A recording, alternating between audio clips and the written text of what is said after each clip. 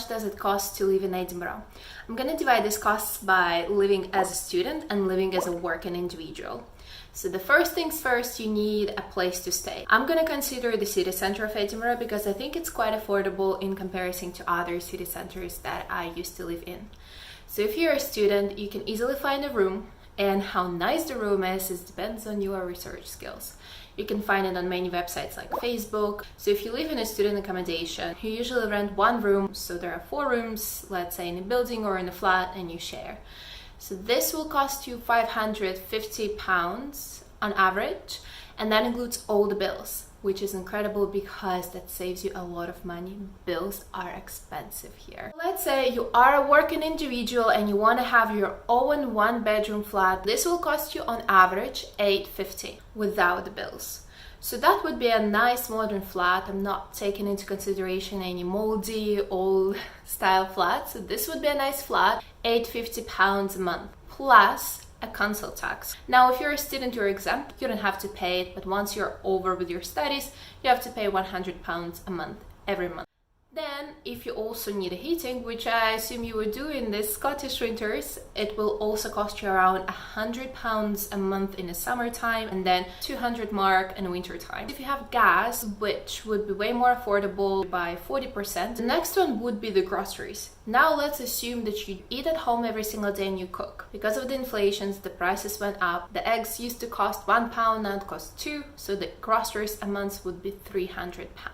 Your essential bills like a phone with 10 gigabytes of data will cost you around £15 a month. Without a contract, I don't advise you to go into a contract. You're stuck for 2 years in a contract that you cannot end. So Wi-Fi on average, £30, fast, no problems. Gym on average, £30. If you decided to eat out, you buy a meal and other non-alcoholic drink, it will cost you on average £15 to £20. Coffee around £2 to £3 each time.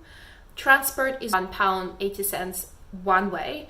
Uber will cost you £10 to £20 depending on the distance and peak periods. If you're a lady, you want to spoil yourself, which you have to do, the flower bouquet will just cost you £5. So £5 a week, all it takes to spoil yourself, right? Let's say in total, I'm considering including lodging, 20 coffees, 1 eat out, 60 transportations, 2 times a day, 2 times Uber, and 1 bouquet of flowers. For a student, it will cost you a minimum of £1,125 after tax. A tax is 20%.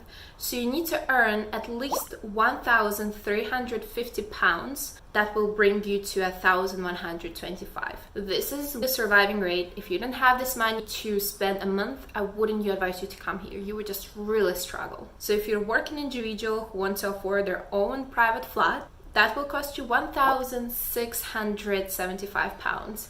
That's before tax. So you need to earn at least £2,010. The average salary here is around £1,950 before tax, comes to around £1,777 after tax. That's an average salary. Now, if you earn average salary, you probably won't be able to afford a 1-bedroom private flat. However, if you shoot for the moon, even if you don't get it, you'll be among the stars. So never limit your abilities. It doesn't mean if you come, you're gonna earn average salary. It might be well above it, it might be 4 times it, you never know. So you can always try, but I just don't advise you to come here if you earn less than £1,350 before tax. It will be difficult, especially if you don't have any government support here. But if you can, come and enjoy this beautiful city. See you here. Bye.